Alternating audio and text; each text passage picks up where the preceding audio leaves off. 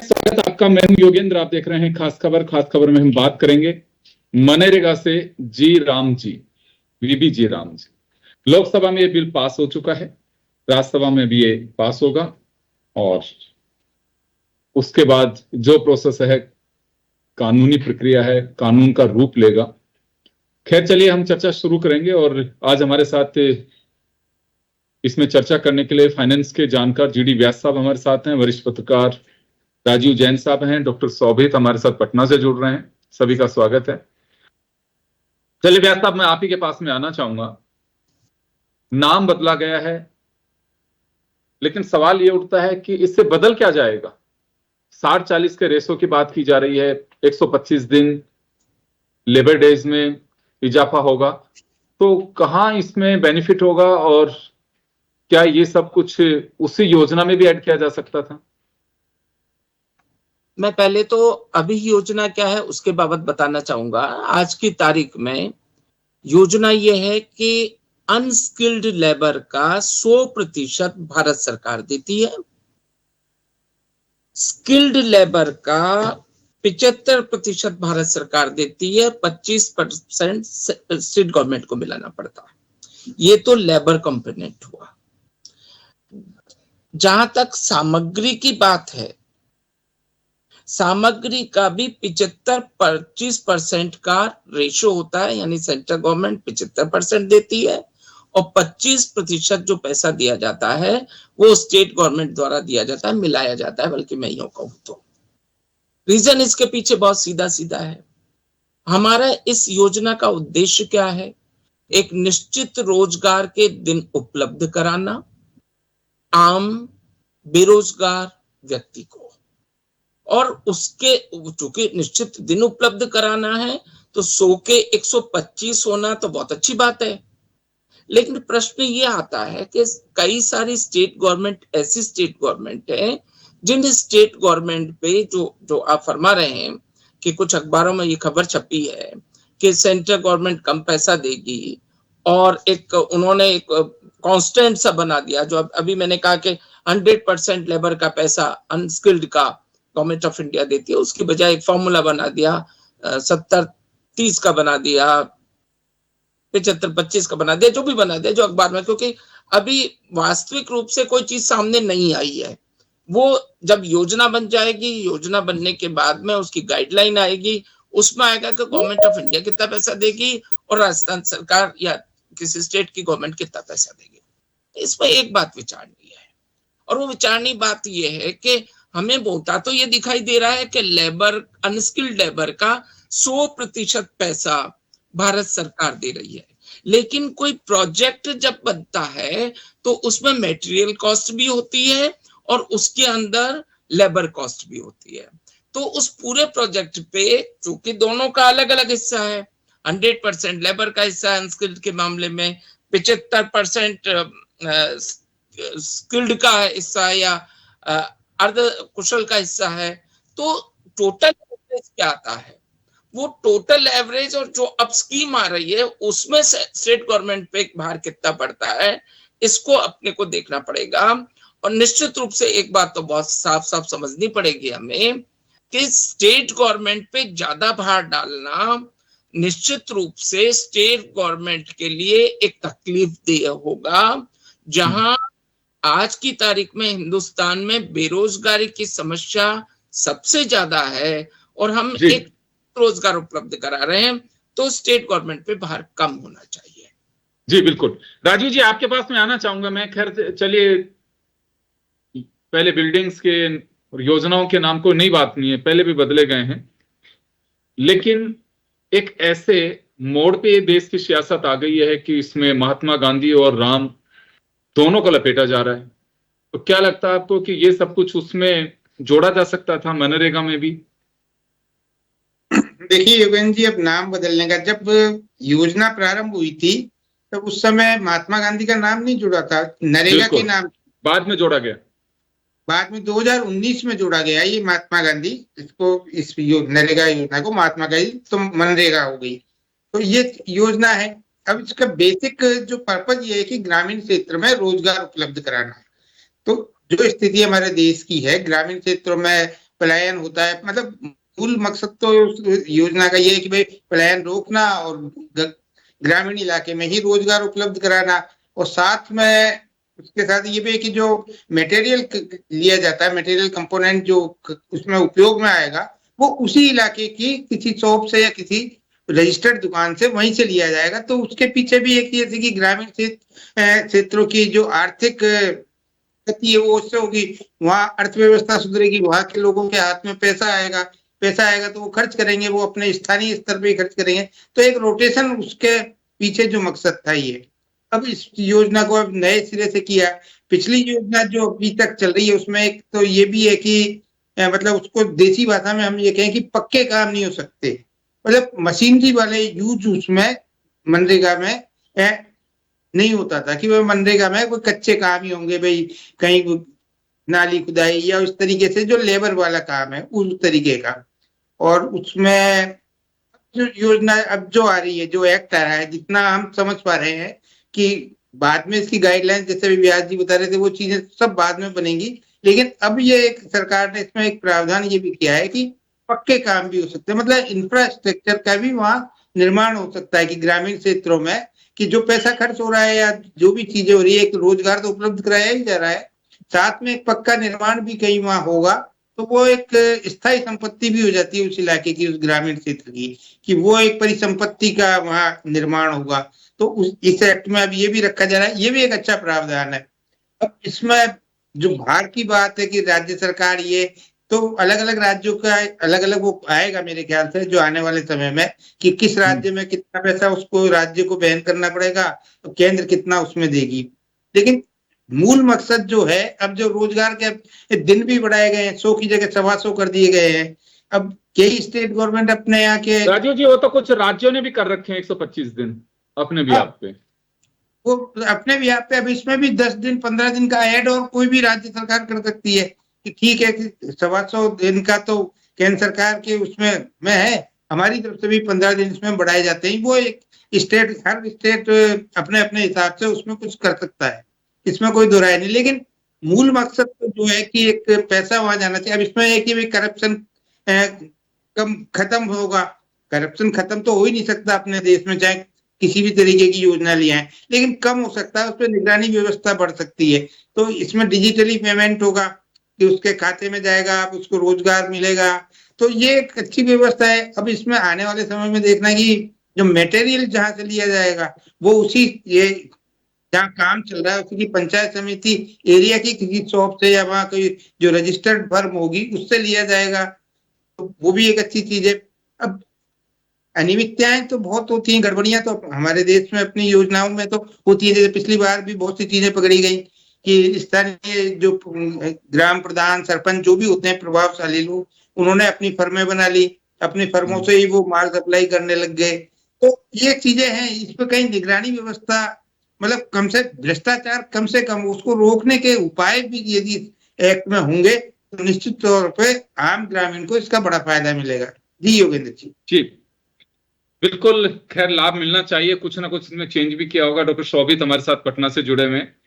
शोभित, एक चीज मैं जानना चाहूंगा, आंध्र प्रदेश के फाइनेंस मिनिस्टर का मैं वो देख रहा था तो उनका कहना था कि राज्यों पे अतिरिक्त बोझ लादा जाएगा, हालांकि वो अलायंस में एनडीए के साथ में।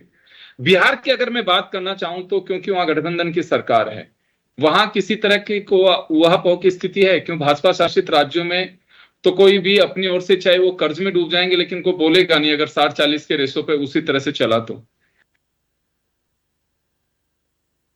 अनम्यूट करिए सर, म्यूट है आपके यहाँ से, म्यूट है सर। जी देखिए, बिल्कुल ही भाजपा से जो है जेडीयू का गठबंधन जो है कोई नया नहीं है, 2005 से ही दोनों पार्टियां गठबंधन में है।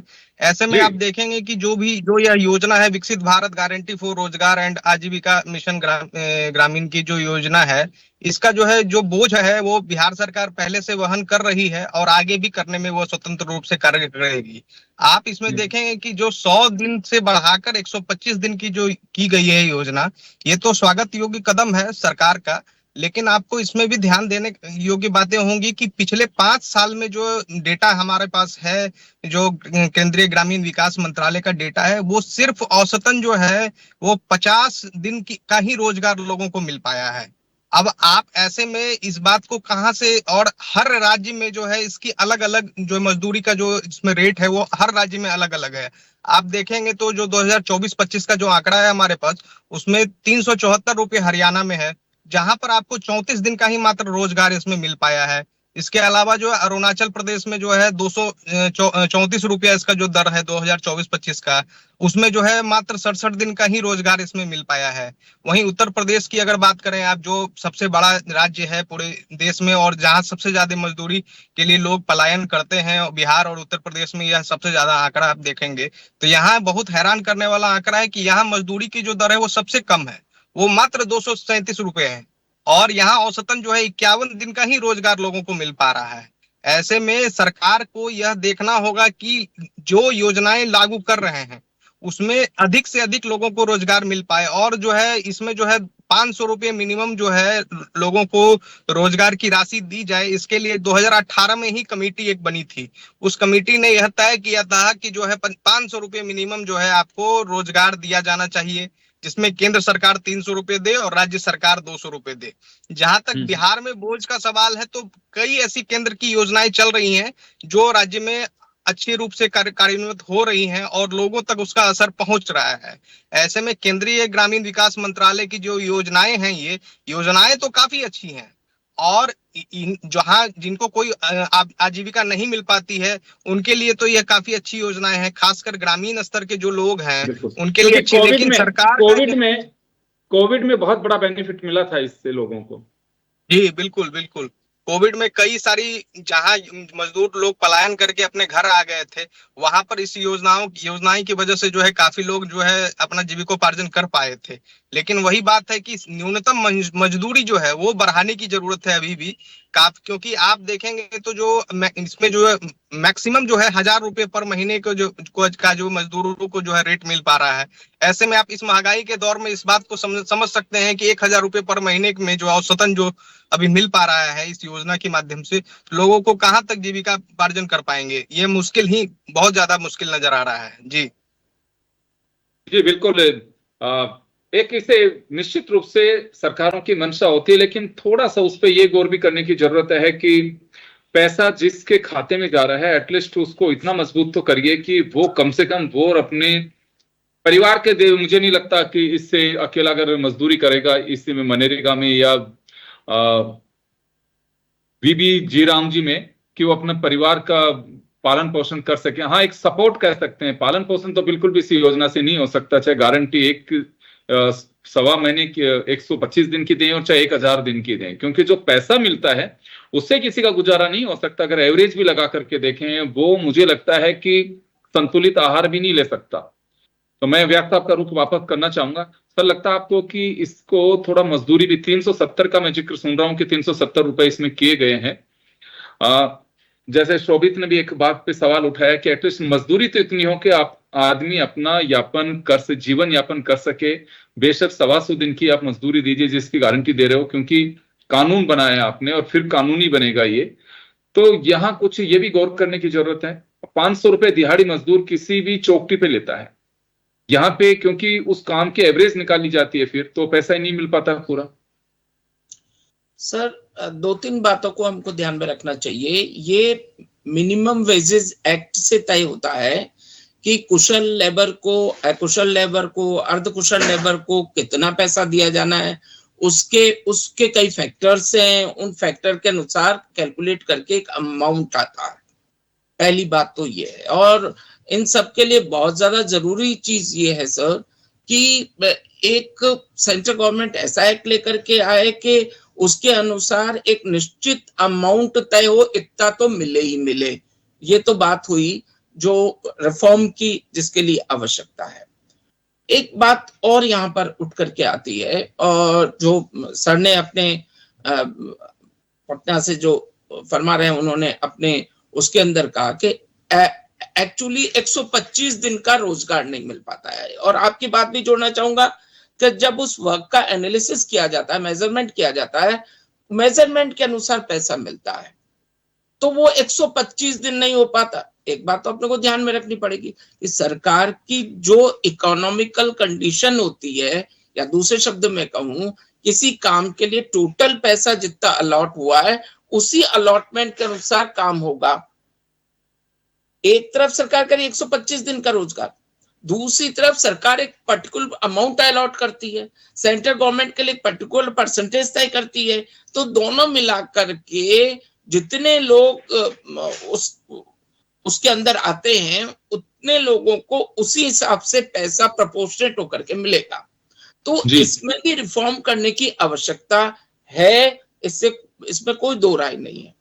लेकिन फिर बात वही आती है कि मिनिमम वेजेस एक्ट के फैक्टर्स क्या क्या हैं, कहीं पे कुछ अच्छा हो ज्यादा हो सकता है, कहीं कम हो सकता है, पर एनी हाउ एक यूनिफॉर्म रिफॉर्म करने की आवश्यकता है इसमें कोई दो राय नहीं है। और इसमें भी कोई दो राय नहीं है कि टोटल अलोकेशन हमें प्रायोरिटी तय करनी पड़ेगी कि बेरोजगारी हटाना क्या हमारी फर्स्ट प्रायोरिटी है। यदि फर्स्ट प्रायोरिटी है तो इस स्कीम के अंदर आपको ज्यादा पैसा अलॉट करना पड़ेगा। और इसका प्रोसेस आप देखें तो इसका प्रोसेस सीधा ग्राम पंचायत से योजना बन के बीडीओ साहब के पास आती है, यानी पंचायत समिति में, वो बन करके जिला परिषद में जाती है। तो आप यदि बेसिकली देखेंगे तो आपको पता पड़ेगा कि जो योजना बना रहे हैं, सोचा तो ये गया था कि ग्राम पंचायत वाला बहुत अच्छी योजना बनाएगा, सोचा ये गया था कि जिला परिषद वाला अपने जिले के लिए उस योजना को बहुत बारीकी से उसकी जांच करेगा, पर ले देकर के बात कहीं ना कहीं आ जाती है। वो योजना बनने में जिन फैक्टर्स का ध्यान रखना चाहिए, दुर्भाग्यपूर्ण स्थिति ये होती है कि वो फैक्टरों का ध्यान नहीं रखा जाता।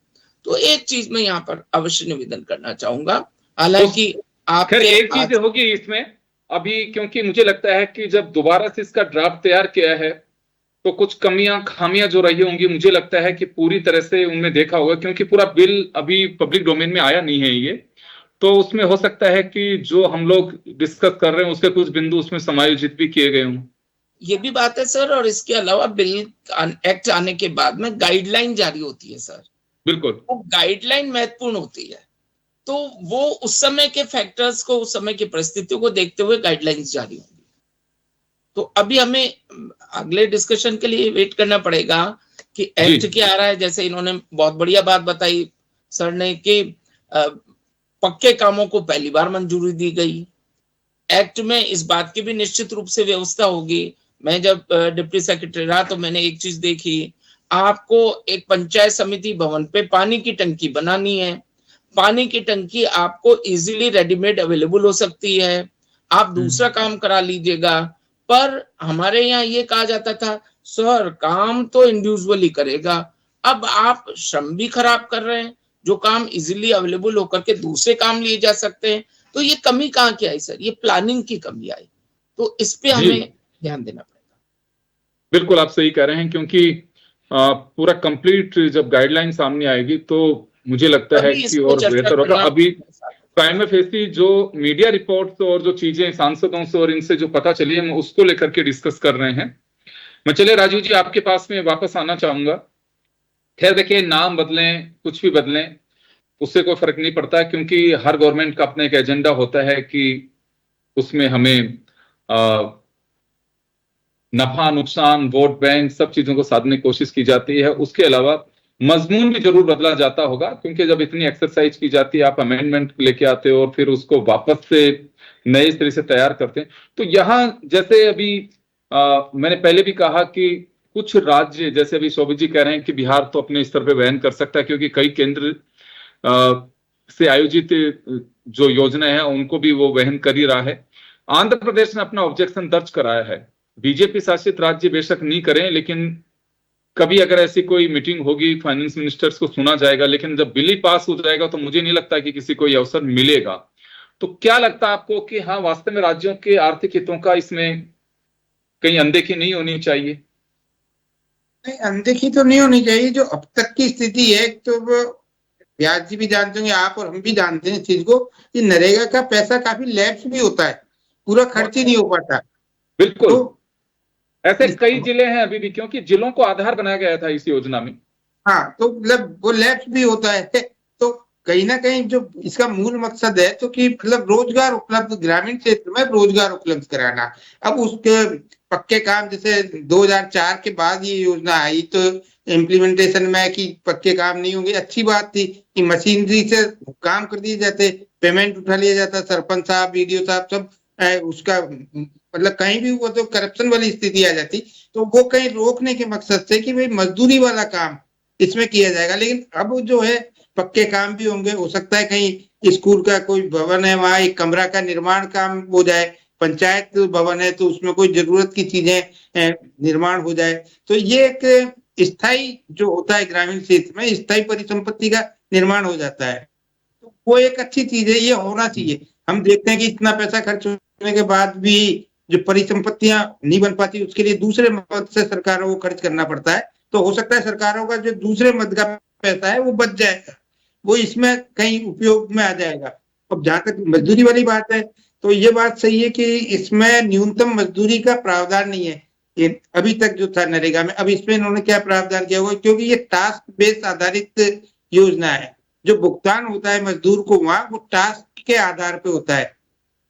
तो उस टास्क का जो मेजरमेंट होता है कि वो जैसे किसी स्थान पे 25 मजदूर लगे हुए हैं, तो उसमें मेजरमेंट पे टास्क में कितने का काम किया, तो 25 के 25 में डिवाइड होगा कि वहां किसी ने मतलब 200 रुपए या 25, 225, 300 रुपए इस तरीके का मजदूरी का भुगतान होगा। लेकिन ये बड़े कम होता है, ये मानवीय। और हमने कई बार, राजीव जी, सुधार की तो बहुत पहले से जरूरत, पहली बार जब इसे चालू किया गया था 2005 में, ये एक्ट बना था, 2006 से इसे लागू किया गया। तो उस समय आपको ध्यान होगा कि पहले गड्ढे खुदवाए जाते थे, फिर गड्ढों को भरवाया जाता था। तो ये भी बहुत सारी स्टोरी छपी थी कि एक ही सामान को उठा के इधर डालना, फिर इसको इधर वो डाल देना। एक रोचक जानकारी मैं और आपको दे दूं कि उस समय तत्कालीन जो ग्रामीण विकास मंत्री थे, ये सीपी जोशी थे, अपने राजस्थान के ही थे। तो उनके ध्यान में एक चीज आई इस नरेगा योजना में कि कुओं का भी निर्माण हो रहा था। तो उन्होंने इस चीज को पकड़ा कि भाई कुएं का निर्माण जो 200 रुपए 300 रुपए वाला मजदूर तो नहीं कर सकता। कुआं खोदने के लिए जो ट्रेंड वो मजदूर आता है, वो 1200-1300 रुपए अपनी मजदूरी लेता है। तो उन्होंने इस गड़बड़ी को पकड़ा कि भाई कहीं गड़बड़ी हो रही है। ये हो सकता है कि सरपंच साहब के या जो कोई स्थानीय प्रभावशाली जो होते हैं जनप्रतिनिधि या राजनीतिक लोग, उनके खेतों में कुएं खुद रहे हो और भुगतान इससे हो रहा, तो उन्होंने उस पर रोक लगाई थी। तो पक्के निर्माण के उसमें कि भाई ये तो बहुत गड़बड़ी वाली चीज है, मशीन का यूज होगा तभी कुएं की खुदाई होगी, और उसका मजदूर तो 1200-1500 रुपए कम में नहीं आता है। तो ये चीजें कई खामियां रहती है कई मतलब योजनाओं में। तो समय के साथ उनमें सुधार भी होता है। तो हो सकता है मजदूरी वाला जो एक इशू है कि मानवीय दृष्टिकोण इसमें अपनाना चाहिए कि एक मजदूर को अपने वो घर में रह के जो काम कर रहा है उसको कितनी मजदूरी का भुगतान हो। तो उसमें कहीं ना कहीं टास्क वाली चीज कहीं इसमें हटनी चाहिए, और मतलब मजदूरी का एक पर्याप्त एक सम्मानजनक भुगतान होना चाहिए। जी योगेंद्र। बिल्कुल, ये देखिए, मुझे लगता है कि हाउस में भी जब ये डिबेट चल रही थी तो उस समय भी कई लोगों ने कहा कि एटलीस्ट इतना पैसा तो होना चाहिए कि उसका जीवन यापन हो सके। 125 दिन में भी अगर उसको पैसे इतने कम मिलेंगे तो एक तरह से ये नहीं कह सकते कि देखिए, काम होना चाहिए, काम लेना चाहिए, ये कहीं कोई बात नहीं है, लेकिन पैसा इतना भी मिलना चाहिए कि उसका जीवन यापन ठीक से हो सके। गारंटी दे रहे हो, ठीक बात है कि चले किसी के पास में कुछ भी नहीं है तो उन हाथों में रोजगार तो मिल ही रहा है। इसमें स्किल्ड का भी, आजीविका मिशन का भी इसमें जिक्र किया गया है। तो उससे शोभित जी लगता है कि पूरा बिल जब सामने आएगा और इसकी गाइडलाइन जारी होगी तो कुछ इसमें और भी चीजें देखी जा सकती हैं। जी, निश्चित तौर पर जब बिल सामने आएगा और जब चर्चा होगी इस बिल पर, तब सारी बातें साफ हो जाएगी। खास करके जहां न्यूनतम मजदूरी की बात, मुझे लग रहा है कि सबसे महत्वपूर्ण यही विषय है कि उसमें महत्वपूर्ण जो है न्यूनतम मजदूरी क्या रहता है। दूसरा एक विषय यह भी है कि आप जो केंद्र की जो योजनाएं हैं उसका हर राज्य में जो है एक तरह का जो है उसका जो है मिलना चाहिए, पैसा मिलना चाहिए। आप देखेंगे कि हर राज्य में इसकी अलग अलग मजदूरी तय की गई है, न्यूनतम मजदूरी हर राज्यों में अलग अलग है। तो इसको केंद्र को यह करना चाहिए कि वो एक जैसा जो है हर राज्य में इसको करें, मजदूरी जो है सारे राज्यों में एक जैसी तय हो। और बिल में इस बात का भी ध्यान देना चाहिए कि जो आप रोजगार दे रहे हैं जिनको, वो उनके ग्रामीण क्षेत्र के आसपास में। कई बार यह देखा गया है कि जो इनको रोजगार मिले हैं वो वहां से जो उनके गांव है वहां से ज्यादा दूरी पर मिले हैं, तो ऐसे में उनका आवागमन की जो सुविधा है उसको भी लेकर काफी खर्च हो जा रहे हैं। दूसरा कि समय पर पैसा न मिलना, यह भी एक बड़ी बात है कि जो समय पर पैसा इसका भुगतान नहीं हो पाता है, जिसके कारण से लोगों का पलायन बहुत ज्यादा बढ़ता है। आप अगर समय पर भुगतान करेंगे तो लोगों को यह पता होगा कि कब हम रोजगार हमको कब मिलना है और कहाँ अपने क्षेत्र में मिलना है, और उसके बाद उसका जो है भुगतान होने के बाद की जो प्रक्रिया होती है उस पर जो लोकल स्तर के अधिकारी होते हैं, चाहे बीडीओ हो या फिर अंचल स्तर के अन्य अधिकारी हो, उनका परसेंटेज भी जो है इसमें देखा जाता है। तो ऐसे में जो है यह योजनाएं जो है सीधे डीबीटी के माध्यम से जो है लोगों तक पहुंचेगी तो ये और उसका फायदा होगा। हालांकि इस और सरकार ने ध्यान दिया है कि जो हमारी केंद्र की सरकार है वो भी इस बारे में देख रही है कि लोगों तक किस तरह से विकास हो पाए, लोगों का विकास हो पाए। खासकर न्यूनतम मजदूरी जो है 1,000 रुपए जो न्यूनतम मजदूरी अभी देखा जा रहा है कि औसतन जो मैं देख रहा हूँ जो औसतन 1,000 रुपए से ज्यादा की मजदूरी लोगों को नहीं मिल पा रही है। इसको बढ़ाए जाने की आवश्यकता है कि आखिर आप जो लोकल स्तर पर आखिर रोजगार मुहैया करा रहे हैं तो 1,000 रुपए में आजकल कहाँ जीवोपार्जन होने वाला है। जी बिल्कुल। चलिए खैर, गुंजाइश हर चीज में सुधार की होती है, सुधार किया ही गया होगा, नाम ही नहीं बदला गया होगा। मुझे लगता है इसका मजमून भी बदला गया है, जो पब्लिक डोमेन में चीजें आ रही हैं उसके हिसाब से। खैर, लेकिन जो कुछ सवाल उठे हैं, कुछ चीजें हैं, तो लगता है अगर बिल में है तो बहुत बेहतरीन होगा। और न्यूनतम मजदूरी का अगर ख्याल रखा गया तो बहुत अच्छी बात है। एसेट्स बननी चाहिए, क्योंकि पैसा तो हम सब लोगों का ही है, सरकारें उसको अपनी योजनाओं में खर्च करती हैं, टैक्स पेयर्स का पैसा होता है, लेकिन यूटिलाइज मैक्सिमम हो सके ये भी ध्यान रखा जाना चाहिए। सभी का बहुत बहुत शुक्रिया। खास खबर में इतना ही, दीजिए इजाजत। नमस्कार।